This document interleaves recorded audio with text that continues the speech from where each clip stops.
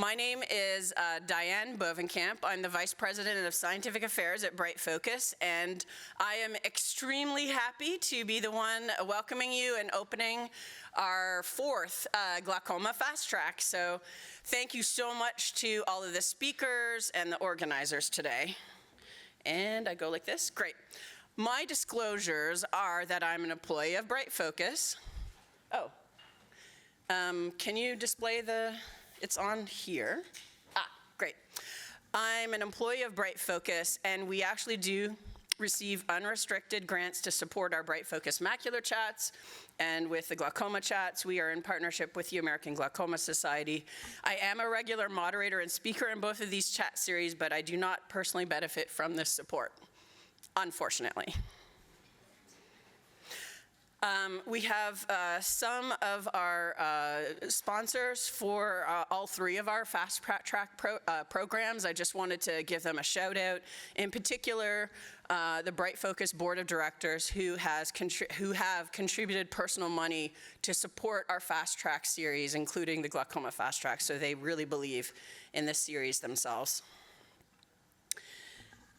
I am so excited to have been working with our co-chairs for the Glaucoma Fast Track for the last 2 years to bring this to fruition. So many thanks to Drs. Clark, McDowell, and Sappington for their generosity, wonderful human beings to work with, as well as, premier glaucoma researcher. So thank you so much.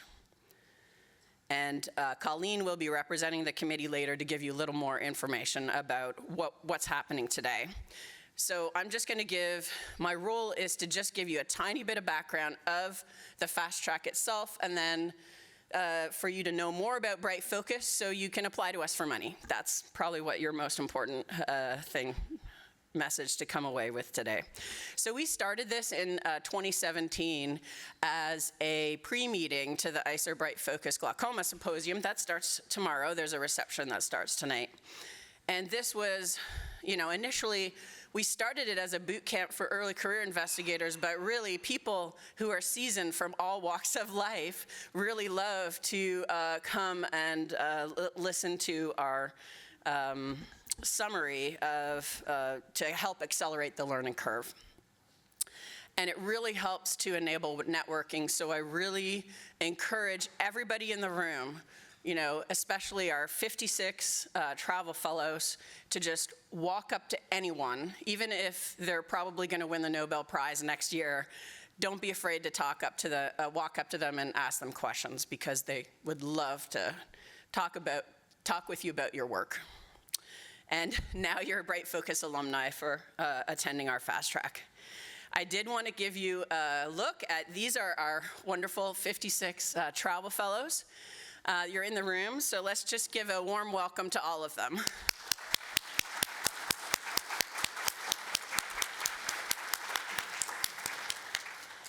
It's a wonderful, eclectic mix of people from all walks of life, many countries, and many different specialties. And this was, very competitive and prestigious, so you should feel really good about yourselves.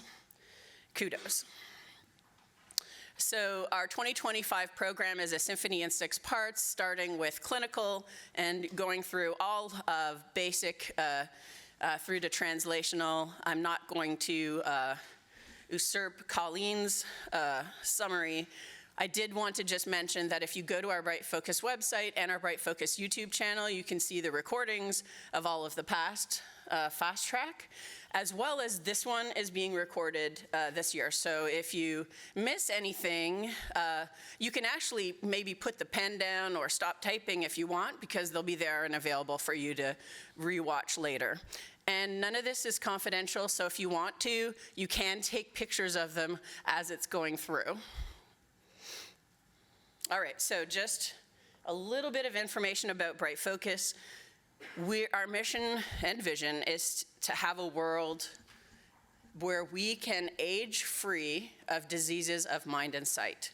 We fund 3 programs: glaucoma, macular degeneration, and Alzheimer's and related dementia. Age is the #1 risk factor for all of those, And there are 335 million people in the world that have at least one of those diseases. Some people have all three, surprisingly. In the last 52 years that we've been in existence, we have funded more than $310 million to 7,000 scientists for 2,000 projects in 28 countries. And if you look at our portfolio, it's about half basic, 35% translational, and 15 clinical. So since it's investigator-initiated, we're open to any new ideas. It is my distinct pleasure to introduce you through photo up on here, Dr. Jimmy Liu, who is our Director of Vision Science Programs. Welcome. It's in the front here. Please, he's an extreme extrovert like me, so go up and talk to him and about your ideas and whether or not it would be a good fit for the application due date, which is in 3 short weeks. This year we're doing something a little bit different to try and adjust for the current climate. We reduced the amount of the funds and didn't have a postdoctoral fellowship just so we can maybe fund more people. But postdocs in the room, we have it so that you can be a co-PI on the standard grants and be an intellectual co-lead, and your mentor can apply for it. So definitely apply to us and have the senior PI indicate in there that this is really being applied for a postdoc, okay? So that's very important, and there's a QR code there.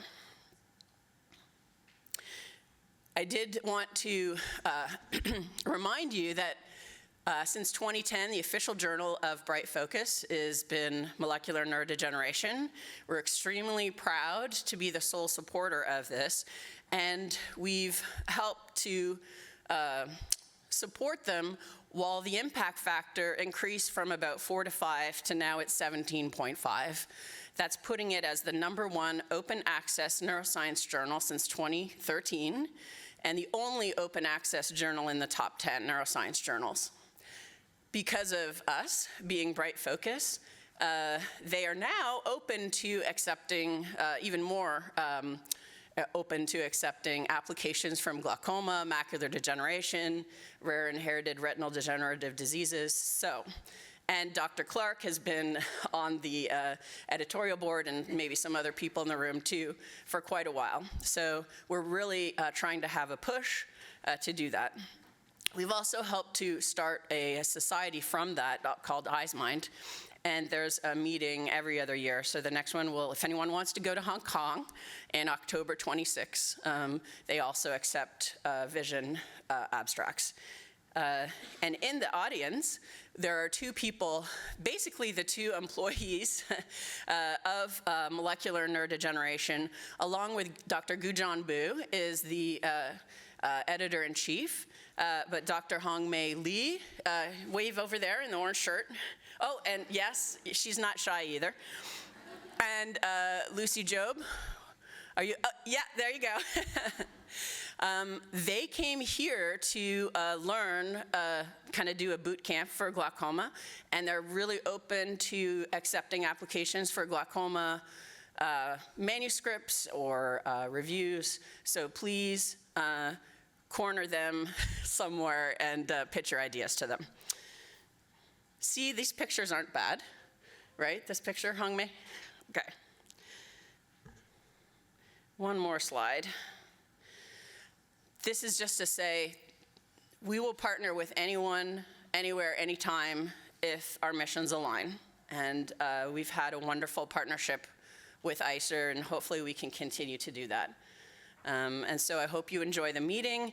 And here is our scientific affairs team and how you can contact them. I'm also going to embarrass David Lowing, who's in the audience too. He's in the back, waving over there. He is our Senior Director of Corporate and Foundation Relations, and he would love to get to know you too. So that's it for me. And so thank you, and I hope you enjoy the rest of your meeting.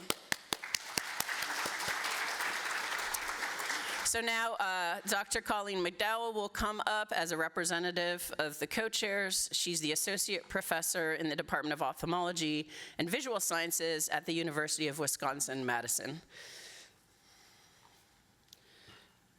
And I'm supposed to change this. Oh. Thank you, Diane. So I would just like to once again thank my co-organizers for this Glaucoma Fast Track, Diane, Abe, and Becky. We put a lot of time into putting together a wonderful day for you all. We hope you get to learn a lot about glaucoma, how to model glaucoma, and study glaucoma using different model systems. This is the agenda for the day. So we're going to start out with an opening talk from Yvonne Wu, who's going to give us an overview of what glaucoma is. And then we're going to have 4 different sessions, each consisting of about 4 speakers. And they're each going to give 12-minute talks. And then after the talks, we're going to have a panel discussion. So we'll all be sitting up here. So your job as audience members is to come up with lots of questions for us so we can have a really engaging discussion at the end of each of these sessions. So this is your opportunity to ask us questions on methodology or molecular pathways that might be involved that we talk about, or just how to do your experiments in a better fashion. I'd also like to introduce Bree McWharton, who gave a wonderful, engaging presentation last night to our travel fellows. So she gave a seminar on scientific communication and collaboration, and I believe she's still here today for a few hours. So if you happen to see her, please stop by and say hi, maybe ask her some advice on your presentation skills, especially if you were at the seminar last night and maybe have some pointed questions for how you can improve your presentations. Next, I'd like to go through some of the demographics of who all is here today. So we have a very diverse group of attendees for the Fast Track this year, representing, I believe it's 8 different countries. We have about equal numbers of male and female participants in the Fast Track. And we have a diverse age range. So not only do we have some of our young investigators, but we have some of our more seasoned investigators attending as well. And as you probably saw from the photo Diane showed of all our travel fellows, it's a very diverse group of us here today. So we're really proud that we're able to represent all facets of different backgrounds in our attendance. I do want to remind you of the ICER BrightFocus Code of Conduct. So at this meeting, we're committed to creating a safe, respectful, and welcoming environment for all participants. So we ask everyone to engage with professionalism and respect, and we do not tolerate harassment, discrimination, or disruptive behavior of any kind. If you experience or witness any of this behavior, please report it to the organizers at the registration desk or by email. To read our full code of conduct and anti-harassment policy, please visit the website or scan the QR code here. I would just like to remind our mic runners, so these are some of our travel fellows that we've enlisted to help us out at the meeting through the next couple days. So at the end of the sessions, mic runners, please go to your mics on the respective sides of the auditorium, and then you will be running those to whoever raises their hand for questions. So please head there at the end of each session.